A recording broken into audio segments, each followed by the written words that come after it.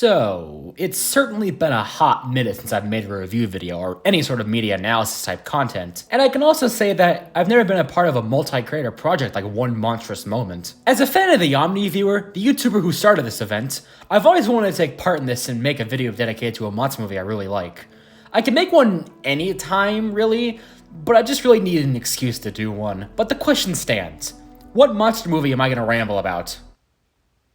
You read the title. King Kong 2005 is a Peter Jackson directed remake of the original 1933 King Kong film that I have not seen, sorry. Okay, call me a dense casual, but I don't have much King Kong exposure outside of the Monsterverse. As a kid, I always really liked Kong and admired him, but unlike Godzilla, I never watched the crap out of the character's filmography, which I'm trying to make up for nowadays. I watched the 2005 film once a couple years ago, but a recent rewatch I did that inspired this video made me appreciate the film in a whole different way. This movie has everything.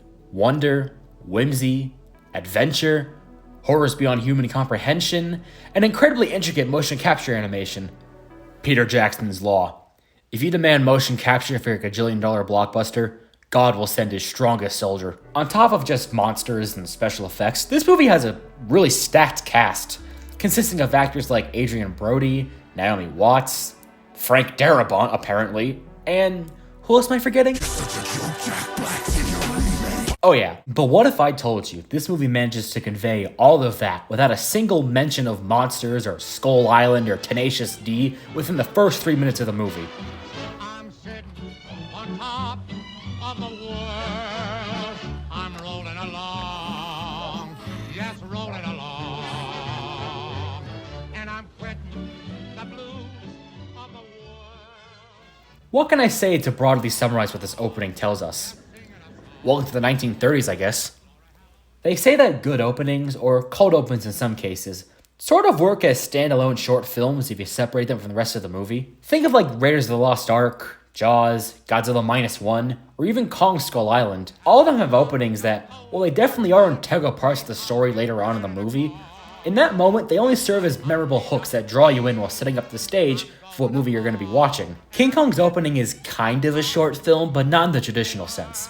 It certainly tells a story, but for the most part, this scene acts like a time machine that throws you right back to 1930s New York. Shantytowns, paper boys, soup lines, it's a Great Depression cornucopia. I think everything that's been shown so far is awesome, but I think that the final part of this opening is the best part.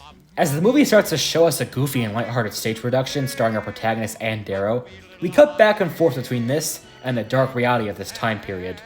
Between the grinning jugglers and the tap dancers, we see mass evictions and homeless people wallowing in filth. Each one of these snapshots back to the real world grows more violent and unsavory. All of this finally ends with Ann Darrow comically falling onto the ground, and a big fat guy laughing his ass off.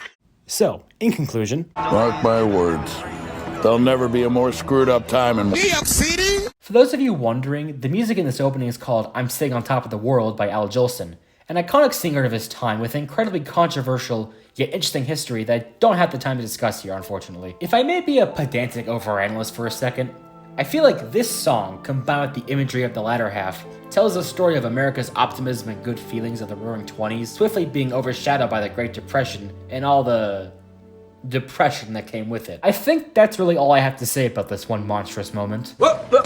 It's just a really good start to a really good movie.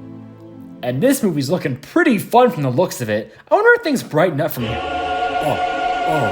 Oh no. Oh God. Oh no. Oh my God. Please make it stop.